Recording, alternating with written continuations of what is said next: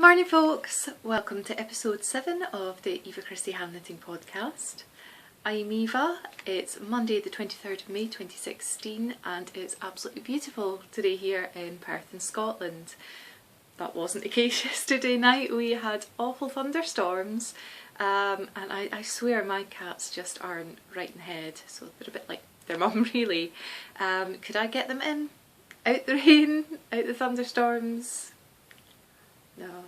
But they're absolutely fine. I mean, I suppose I should be happy that, you know, nothing phases my mogs, you know, fireworks, they're up in the, you know, the window ledges, watching everything going on. They don't really get frightened easily despite being, well, Martha's quite timid, so that's the local news, that's the weather report.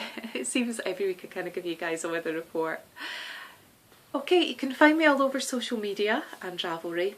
We have an Eva Christie hand knitting podcast group in Ravelry that's been there for a few weeks, so please go check it out. There's lots going on there. My username on Ravelry is panwithin. You'll find me on Facebook and Tumblr as Eva Christie hand knitting, and I'm at Eva Knits on Twitter. We're not quite ready to draw the 100 awesome subscribers giveaway yet. I just checked before going online and talking to you today. We have 99 subscribers, so we need one more to go. Remember, if you've subscribed, then you need to go into the podcast group and go and comment on the thread there to be eligible. You must have both subscribed and be a member of the group. There's only about sort of 9 people that have done this, so you know you've got a really good chance of winning that beautiful skein of yarn from Millen Yarns. We've got so much, or I've got so much to talk to you guys about today. It's so exciting, so much going on, it's just absolutely unreal. I'm hoping again that we're not going to have any sort of technical problems, because then I'm going to end up with 0.1, 0.2 uploads and I really don't want to annoy you guys, so I'm going to try and make it all as concise as I possibly can and keeping it all together. So my first really exciting piece of news is Charlotte of Charlotte Knits and I are co-hosting a knit along for the next 7 months. So this begins on the 1st of June and will go until the 31st of December. We may extend the deadline depending how people are finding it, so bear in mind that this is our first knit along that we're doing. You can also do it as a crochet along, we're not going to be biased on it, but obviously we understand that people have got different time constraints and we want folk to kind of take part and have fun. If we need to extend the deadline up to a full year, then that's what we'll do. But here we go, big drum roll. We have come up with the concept of the Glasgow Subway knit along. Now please note that in slight irony, you're not actually allowed to knit on the Glasgow Subway network. You will be asked to stop and if you refuse you will be asked to leave. We were just trying to come up with a Scottish concept, preferably sort of like a Glasgow one from me growing up so close to Glasgow and Charlotte being there, it kind of made sense. I want to tell you a wee bit about the Glasgow Subway and the kind of the background to it. It's not so much known by locals. Locals sometimes have quite funny names for things within Glasgow, like they've got this brand new, a relatively new built hospital, which is locally known as the Death Star. So go figure, Glaswegian and West Coast of Scotland's humour. The Glasgow Subway network is sometimes known as the Clockwork Orange.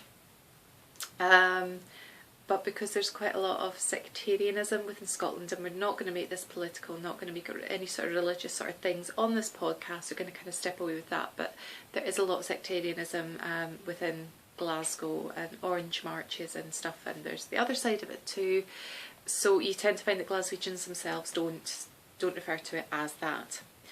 But the Glasgow Subway opened on the 14th of December 1896, and it is the 3rd oldest underground metro system in the world, after the London Underground and the Budapest Metro. The route is a loop almost 6.5 miles long and extends both north and south of the River Clyde. There are 15 stations, and I hope I'm going to pronounce them all correctly because I'm not quite sure of one of them. So in sort of tradition of sort of like the controller announcing the stations, the Glasgow subway knit along will call at Kinning Park, Cessnock, Ibrox, Govan, Partick, Kilfin Hall, Hillhead, Kilfin Bridge, St George's Cross, Cowcaddens, Buchanan Street, St Enoch, Bridge Street, West Street and Shield Road. And then obviously it comes back to Kinning Park again. Go and have a look at the thread that I've got within the group. There's an image there of the actual route. We've got the distances between each station and sort of the running total, and the whole idea is that within the 7 months or longer, if we extend it, you virtually knit your way or crochet your way, or a combination of both, the distance of the loop around the Glasgow subway, and there will be prizes. So for everybody that actually makes it to the final destination by the closing date, you'll go into a draw. And as we go on, we'll have additional threads for stations coming up, so you can announce when you get there. It's just supposed to be a bit of fun, folks. So please give us a bit of feedback, let us know what you think on that, and we'd love to see as many of you as possible. Obviously, as I said, I'm hosting it with Charlotte Knits, but anybody at all, please come and join us. It's going to be quite a laugh. And my other big bit of news, oh my, I met David from This Boy podcast. We met up last Wednesday. David had a day off. I went through to Glasgow. I've got Glasgow in the brain now. I went through to Dundee to meet lovely, gorgeous David and Max. I even got some Max snuggles. So if you have been on my Facebook page, you will have seen some photos already. If you haven't, I'll try and find a semi-decent one here for you. Here we go. Oh, there's a bit of glare. There's me and Max. He's just adorable. They're both adorable. I mean, truth be told, I'm just a little bit in love with David. But I mean, if you've watched him, who wouldn't be? And you know what? He's just as delightful in person. So we met up. We blethered and blethered and blethered. Which is chatting. We drank coffee. We had a bit of a wander.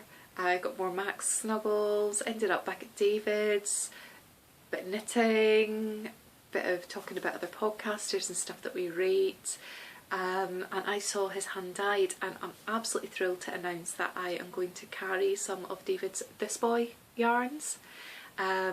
So they will first be available through me on the 5th of June up at Aberfeldy. I have got some Purple Goddess, I have some Frozen Dancing Mermaid, and I have some Damson Dreams as well in stock, and possibly a bit more before that.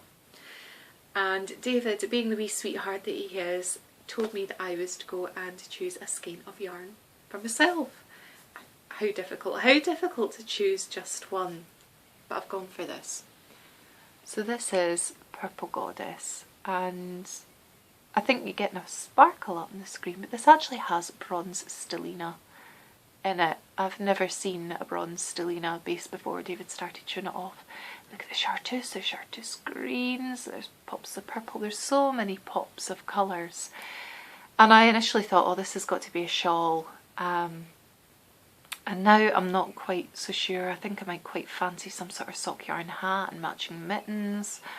It's so squishy.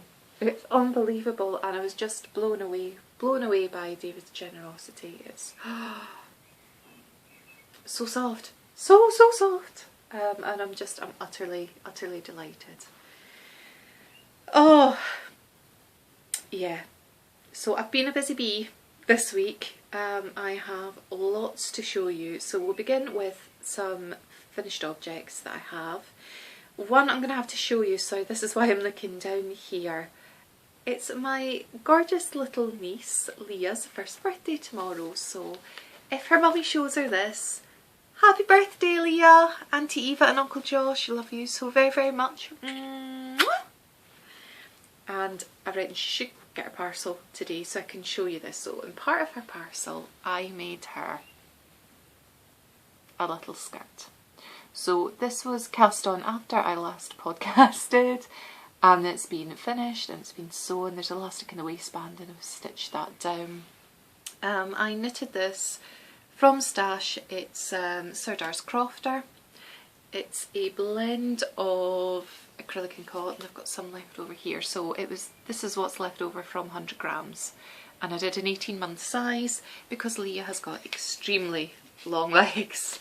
She's taken after her daddy in that respect. So the Serdar ones do have a colour name, but it's not on the label. So this is shade 59. That's your label, although they may have updated the label since then because this has been in my stash a good long while. It's 60% acrylic, 25% cotton and 15% wool, so it's just got a nice little bit of drape. It's going to be hard wearing enough for her bum shuffling and doing what babies do. So I'm really quite happy with how that turned out. The pattern that I used is a freebie on Ravelry. It's I've got it down here. I did have it down here. It's the Bernat Baby Jaggards floral skirt. So originally it was done as a free pattern on the Label to a Ball Band, which I think was an American brand. I didn't like the way that the pair decreases were done. They kind of went in kind of opposite directions and didn't look tidy at all, so I reversed them. But apart from that, it's a really good pattern. Once you get in through the ruffles, it's just plain vanilla knitting in the round, and then some 3x2 ribbing, and it's just a delight to knit. Very, very quick to do. So that was my travel knitting up to Dundee and back, and then it was mainly done. So really, really quite happy. And hopefully little Leah will enjoy it too. Okay, so we've got Leah's, and this is the other thing that main thing I've got to show you. The toe's done. The toe's done on my sock. I still to sew in the ends, I still to block it, but this is sock 1 from Stepping Stones by Clara Parks. This is my second pair. As you will know if you've watched the last couple of episodes, been having awful problems with this shoulder. It's just been too much to pick up tiny small needles and work each stitch back and forth and such. So toe's done. It's grafted off by Kitchener Stitch. Yay! Which means on my needles is sock 2. Now it might just be me, but sometimes if I say something or whatever, I get songs or books associated in my head, and I've always just kind of put it down to the fact that I'm a music graduate. Song 2 always comes into my head when I think of sock 2, and it's the Blur's whole, well, you'll know. It's a bit like an earworm, if you share it, it goes, so I hope it does. But yeah, here we go. So I've finished first 15 rows of cuff.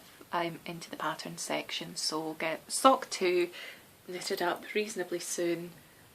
Box of socks, Cal. 12 pairs of socks in a year.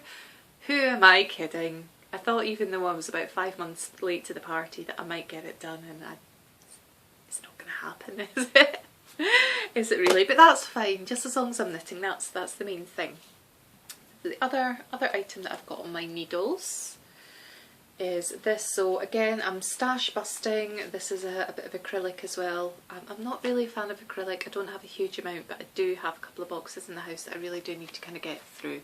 So after just the elation of finishing Leah's skirt, I thought, ooh, what else could I do that in? So she's got a few spare. So this is James Seabrett marble. There is a baby marble as well, but this one's just absolutely fine. 100 grams, again, you get, it's 100% acrylic this. It's 240 metres, which is 262 yards. And here we go, first 7 rounds done. Just so you can see how it kind of knits up. So it's all scrunched up at the minute. There's just under about 300 stitches. I cast on 325. Just done my first load of decreases for ruffles. So there's not a huge amount really to show at the minute, but you get an idea of the colours and how they blend, and I just liked how it's kind of got that kind of tweedy, Celtic, soft sort of look. So we'll get that done. A bit more stash busting and then I'll be happier. And the more room I create, the more space I've got to hide me home yarns in, so it's a win-win situation here.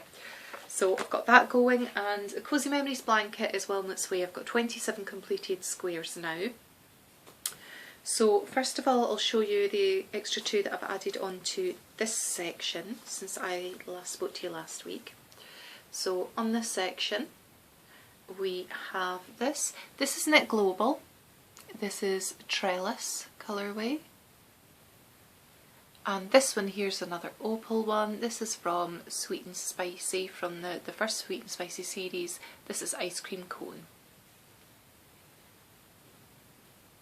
And then these 5 have all been knitted up this week as well. I really have some serious ends to weave in here. Again, apologies, I don't have the names for all the yarns. Quite a few have fallen off in stash over the years. So this is opal. It's probably from one of the rainforest colourways. There's been about 9-10 different series of rainforests now. Really no idea which one that is, or this one here, which I've got a feeling is also one of the rainforest colours. This is Shop of All. This is Admiral Cat print from their hand dye collection, and it's Ruddy Shelduck. So I did do a bit of translation there. It actually knits up quite nice. I've never liked it in the skein or sort of caked up, but it was one of these. I thought, oh, it's a sock yarn, it's hand dyed, it's a good price, I need to feed the stash, and I'm trying to be a bit better these days, as I think quite a lot of sort of long-term knitters are. They're not sort of panicking when they see on the rare occasion that there's sort of premium sort of natural fibres, and just splurging and buying because you just can't get normally. You know, it's a bit easier to get hand dyed yarns and better fibres these days, thank goodness. Another opal one, surprise surprise.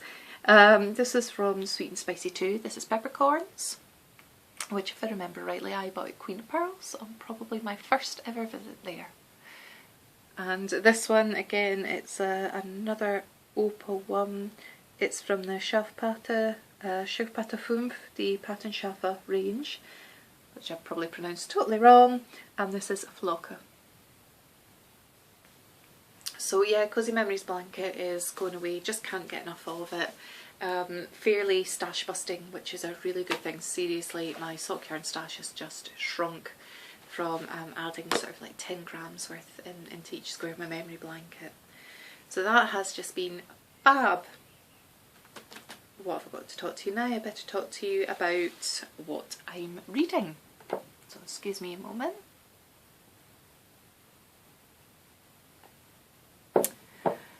Okay. I'm still reading Dangerous Liaisons. I am thoroughly fed up, being completely honest with you. I'm halfway through now. It's finally starting to resemble Cruel Intentions. Yeah, I think it's just the fact that it's letter after letter after letter. There's nothing to kind of break it up. And there's 400 pages of this. I'm just getting sort of a bit bogged down. I'm just approaching letter 84 now, so there's a fair amount to go. I'm having to take it in bite-sized chunks. If this wasn't on the 1001 Books You Must Read Before You Die, I seriously would have just chucked it aside. 17th century novel, as I said before, it was published in the 1700s. If it wasn't on the 1001 Books You Must Read Before You Die, and the fact that I'm determined I'm going to get that challenge done, yeah, it would have been cast aside. So I've had to pick up another book to kind of keep me going. I'm just about 28 pages into this one. So I picked it up yesterday. Thought I really just need something to kind of break up the monotony of reading Dangerous Liaisons. So I also have Our Endless Numbered Days, and already I'm completely gripped, and I'm having to consciously make an effort to not get totally engrossed into this and then completely neglect Dangerous Liaisons, because let's face it, you guys are going to get sick fed up as well if I go week after week. Yeah, still reading this. So, Our Endless Numbered Days. Peggy is 8 years old when her father takes her to live in a cabin in a remote European forest. There, he tells her that her mother and the rest of the world are gone. Now the two of them must scratch a living from the earth, trapping squirrels, foraging for berries, surviving winter as best they can. It's easy to lose your way in the forest, to lose yourself. How long will Peggy believe her father's story? How long can you stay sane when the world is lost? And what happens when you stop believing in everything? Very engaging read. So looking forward to get a bit more of that done. As for watching, well, yeah, NBA playoffs, we've had semi-finals. I think the Western Conference finals been on now. To be honest, it's been on the TV in the background. Josh has been watching it. I've just been zoning out and concentrating on what knitting work I really had to get done, so yeah.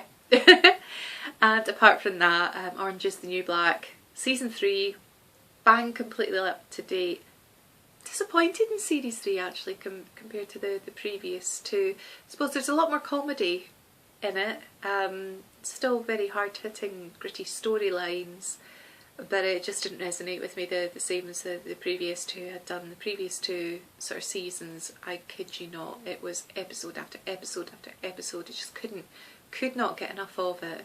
And as for series 3, even though season 3, I've crunched it all in a week, I wasn't doing marathon sitting sessions with it.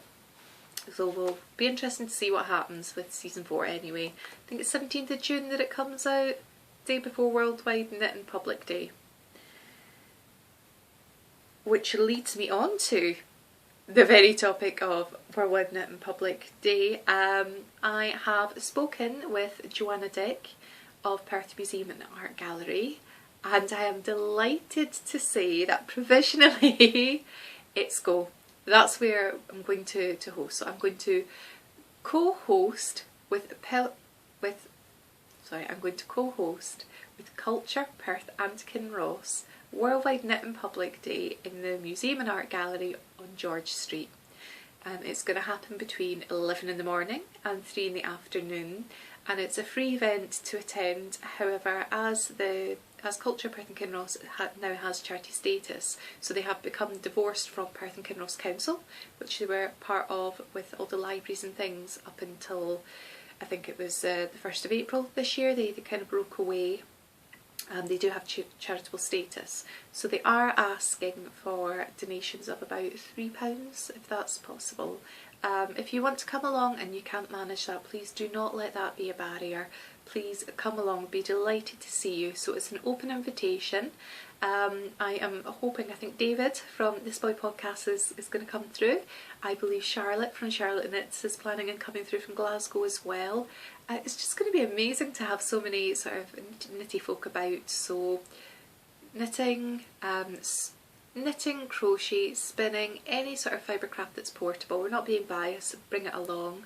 I think we possibly might do just a wee bit sort of taster sessions as well if folk want to kind of see what it's about. It's part of the arrangement that I've got, because otherwise we were going to be charged for a space, and that would be, yeah, wouldn't be great, would it? So we've got that going on as well. I'm trying to think what else I've got to talk to you guys about. I felt like I had so much more. But I'm trying to kind of keep it condensed. So that's happening. That's really exciting. I'll open up a thread in Ravelry today in the group for that. There will be a swap table, so if you wish, you don't have to, bring along 10-gram mini skeins of sock yarn. For everyone you put in, you'll get one back. We'll be doing a raffle system for drawing them, so if you've got any of those little projects going on, it'd be nice to kind of share the yarny love there.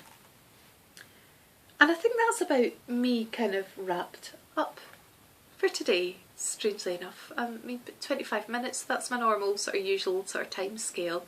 I honestly expected there to be so much more. I'm seriously just sort of racking my head going, what have I missed? What have I missed? I don't think I've actually missed anything at all. Maybe I've just been speaking a lot more quickly this week, and if I have and you're struggling, apologies for that. Let me know. I'll make a conscious effort to tone it down. I know I haven't really been putting up sort of like, you know, programme notes or anything like that in the descriptions or anything recently. it's just so time consuming, and I don't have a laptop or anything, so I'm typing everything up from tablets and phones and things. If that's something that you're really missing, let me know. I'll see if I can find a workaround, but so far nobody has commented or complained about the lack of that. I think all that really remains for me right now is just kind of wish you happiness, like I do every single week. You know, I'm delighted that you guys are tuning in, that we're 99 subscribers. I'd be even more delighted if we got to 100 so I can give away that skein of yarn. But you know, I'm getting so many lovely comments. There's so much love coming in from a Cozy Memories blanket, which is, it really heartened me. Really touched by that. But you know, you lot are all wonderful. Big love out to all of you guys. If this is your first time viewing, I hope you've enjoyed it. I'll hope you come back. I seem to be massive in Michigan. Did I get a shout out somewhere that I'm not aware of? If I have, please let me know. I'd love to return that pod love. There's so many podcasts out there that it's so difficult to kind of keep on top of them all, and I've obviously got my favourites that I'm tuning in all the time. I've added Eric from Sticks and Twine into that recently. I have added in, is it Gabrielle from Once Upon a Corgi? She's great. Charlotte and Gus, I'm loving Gus. You know, there's so many talented people and podcasters out there. It's just unbelievable. It's nice to chat and meet with them. It's lovely to meet and chat with you guys. So yeah, just wishing you all guys so much love. Happy knitting, happy crocheting, happy spinning, happy whatever it is that you do. And I'll speak to you again in another week's time. So bye for now.